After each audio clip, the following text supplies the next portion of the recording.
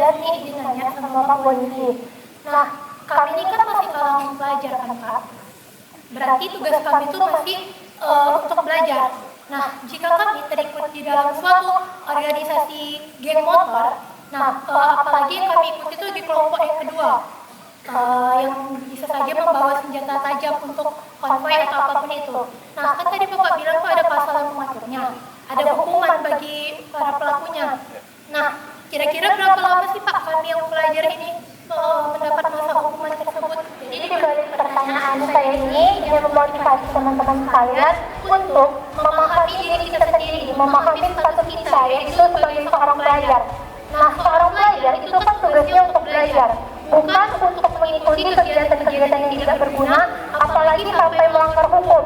Nah, maka dari itu kembali pada poin yang pertama saya bilang, untuk kembali mengenali diri kita, status kita yaitu sebagai seorang pelajar, dan seharusnya kita meningkatkan prestasi kita, bukan malah menciptakan honor. Terima kasih.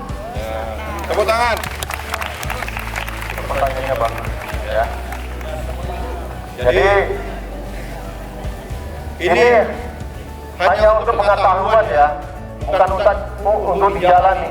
Ya, pertanyaannya tadi, kalau kita ditangkap, ya, membawa senjata tajam ketika berkendara dengan kelompok geng motor itu berapa hukuman yang diterima?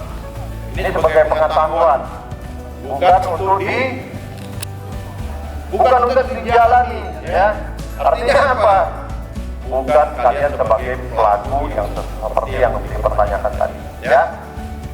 Jadi sesuai dengan ketentuan yang saya sampaikan tadi, pasal 2 ayat 1 Undang-Undang Nomor 12 Darurat tahun 1951 itu membawa senjata tajam dan alat penikam ataupun di muka umum itu ancaman hukumannya 10 tahun. Ya. Kemudian bagaimana Pak pelajar yang diproses sesuai dengan ketentuan tersebut? Nah, ini prosesnya di polisi itu hanya dilakukan proses penyidikan namanya, ya. Disidik, kemudian diajukan ke kejaksaan. Setelah itu pihak kejaksaan melakukan penuntutan, ya. Setelah itu dibawa ke pengadilan. Setelah dibawa ke pengadilan, itu diadili. Hakim baru diputus, ya, baru diputus. Nah, berapa putusannya itu tergantung nanti daripada keyakinan hakim, ya. Itu. Makanya saya menyampaikan kepada adik-adik sekalian sesuai pertanyaan adik kita Raisa tadi, itu hanya sebagai pengetahuan, bukan yang dijalani, ya. Kami menginginkan, kami mengharapkan adik-adikku sekalian tidak ada yang terikut ataupun melakukan tindak pidana sesuai dengan apa yang kami sampaikan tadi, ya. Bisa dipahami, ya. Ya, terima kasih.